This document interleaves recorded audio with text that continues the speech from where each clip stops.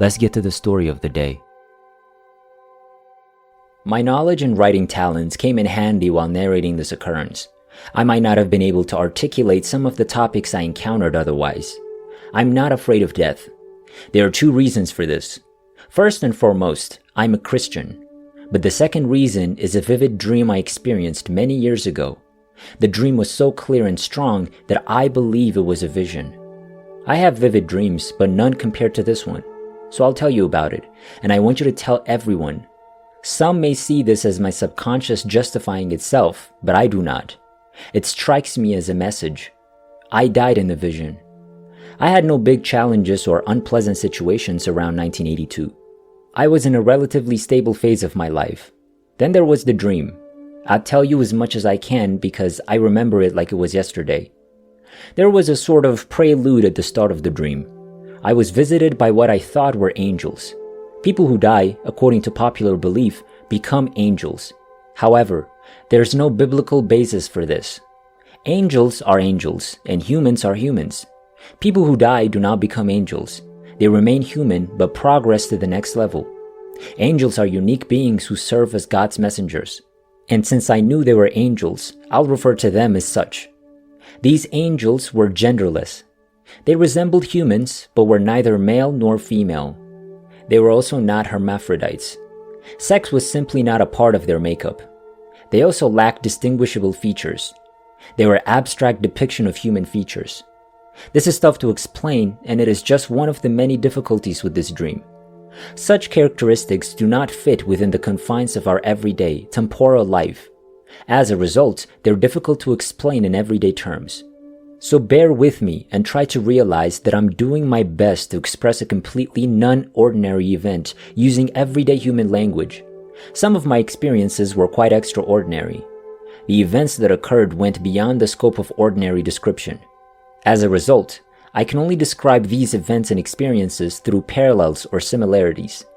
Because it is not in our sphere or universe, a precise and absolute description is impossible.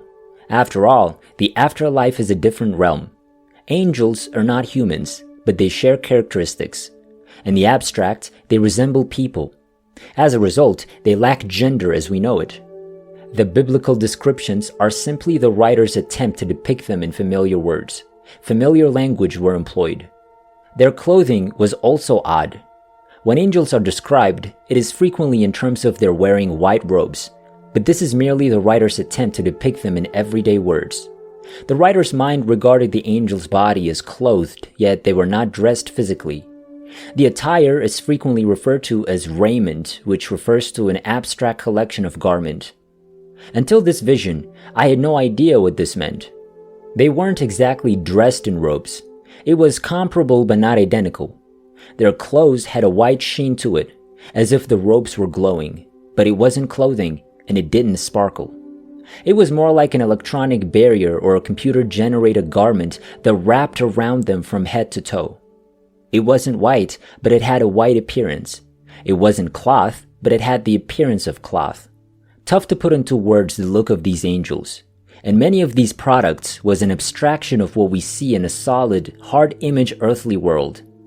I had no idea how many of these beings were there. They were 3 or 4, possibly more. And it didn't appear that their quantity had been constant.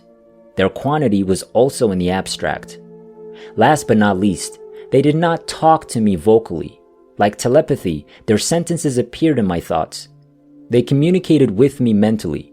In my descriptions, however, I will indicate that they told me or spoke to me. So in my dream, these beings, angels, appeared to me and told me that I had been chosen. I was given an opportunity. I may go through death. I had a choice. I could wait until my regular time, or I could have the pleasure now. I said yes right away. The angels withdrew and the battle began. I began to fade into obscurity. You know that funny bubbling sound you get when you leap into a swimming pool because the water is displacing the air in your ear canals? It's a bubbling with a rising tone. This is what I heard. Not a bubble sound, but a buzzing sound that grew in pitch until it was over my hearing range. The tone was not overpowering, yet it was omnipresent. It was the soul sound, a rippling sound that could be felt as well as heard. It engulfed me like a sensational cloud. I, too, fell. Not only did I fall down, but I also plummeted within myself. This is difficult to describe once again. It felt like I was imploding, being sucked down, but simultaneously being sucked and contracting inside myself. It seemed like I was being drawn back into a hole, with my entire existence being drawn into a single point, a singularity. The falling sensation was complete, yet it was also an interior sensation. My entire existence was contracting and collapsing, and the loneliness was terrible. I was alone, not only as a person, but also in my soul and my fundamental existence. I was also sliding into blackness, pure blackness that seemed to be another universe. I was contracting within myself, and my spirit was being squashed into a dot as well. The sensation was scary. In my experience, I was plunging into myself as a spirit, a soul being sucked into emptiness, rather than simply falling into a black hole. It was the most terrifying terror, the most terrifying panic, and the most terrifying loneliness you could conceive. More than you could possibly imagine. I was lured into this black hole's depths and inner darkness. I popped out to the other side as soon as I reached a single point of existence. I was completely empty. It was white blackness all around me. Without form or empty is a beautiful statement. It describes my situation. I was surrounded by a white emptiness, but it wasn't the color white blackness. Without a form or empty is a beautiful statement. It describes my situation. I was surrounded by white nothingness, but the color wasn't white. It was simply colorless and textureless. There is nothing. I couldn't feel or see anything either. I was suspended in space, floating. I couldn't even sense my own body's presence. There was no sound, no sensation, no touch, nothing. I wasn't hot or cold or anything else. I also didn't feel like I was moving, and I was just as afraid as I'd been when I was falling. I was all alone. An uncountable amount of time passed. Time was not functioning correctly since I was alone and apart from my own thinking. The angels then reappeared. I didn't see them as much as I felt their presence. They were all around me, hugging me and assuring me that everything would be fine. They were communicating directly to my subconscious. They then allowed me to see things around me and comprehend that I wasn't seeing with my eyes in the same way we do now, but rather a knowing of my environment that progressively became clearer and more evident. Remember in the beginning of It's a Wonderful Life, when the chief angels helped Clarence, angel number 2, glimpse George Bailey as a boy? That was the case.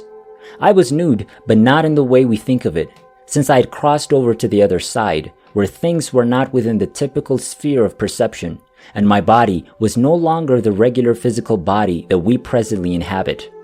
I was transformed. So my nakedness was not an unclothed sense. Instead, it was simply unimportant. There were no shyness or sexual desire. Clothing, or the absence thereof, was not an active sensation or concept. The angels then began to assist me in moving. They had me raise my arms out to the side, and they gently bore me up and carried me onward. The movement in this new realm is not like our reality. It was more of a development rather than a revolution. Again, it's tough to put into words. However, movement in this reality was not in 3 dimensions, but rather along planes of existence with corresponding coordinate systems that did not relate to our current existence. Remember what Einstein said about an item traveling along the path of least resistance rather than a straight line? Our movement was similar to this, not forward, up, or down, but rather along a route in the vacuum. Recognize that I could now perceive my surroundings, but they were not geometric or in the 3-dimensional physical world, but in a new existence, where movement was not floating, walking, or flying, but traveling from one point to another along the lines of perception, and how that perception allowed us to control how and where we traveled. We relocated without moving, if you consider moving in a conventional sense. The angels informed me that I was in a transition period, and even though they didn't say it, I knew I was in limbo. The universe's true limbo. No shape, sensation, or experience. Only by the involvement of the angels was I able to see and move. They served as my guides. So we started moving, flying, though we weren't actually flying, and I noticed a change in the sameness and whiteness of my surroundings. It wasn't truly white, but an absence of color. I could now see a ray of light ahead of me. Our movement had a purpose, a slow rise in speed toward the brilliant spot. The light was clean and becoming stronger by the second. It was lovely and really relaxing. Another thing came to my attention as we moved. A blazing reddish patch, a murky red light, was out to the side, to my left I believe. I felt an odd fascination to this reddish light and turned to face it. As time passed, I got incredibly drawn to the crimson glow. It appeared to entice me to approach it. Nonetheless, I felt a terrible presence there, pure evil. I was still pulled to it. They advised me not to gaze at the hazy red light. One of the angels took his hand.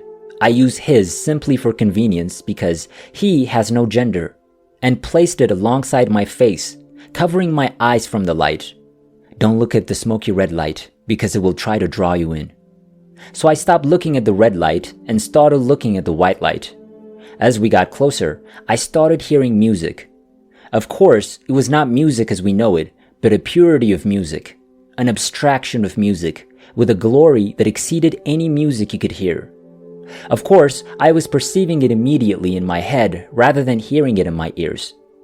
As we got closer to the pure white presence, I started to feel comfort, a tranquility that I couldn't put into words. It was as if all my anxieties, fears, and discomfort were fading away, and I was approaching the next plane, the level where I would find permanent peace. Then, as we got closer to the white light, as it began to expand across my perception and fill my entire existence, we came to a halt. The angels advised me that I couldn't go any further at this time. That final step would have to wait until I died. I found myself in a room, not a real room, but a distinct realm. The magnificent white light had vanished, but I was still engrossed in its memories. There were angels all around me. Then they clothed me in a white robe, a glittering garment that encompassed me but had no substance, no physical presence. It was a spiritual garment. They used what appeared to be paint brushes. Again, not real brushes, but a bizarre symbolic brush, to smear gold paint across the tops of my feet, the backs of my hands, and across my forehead.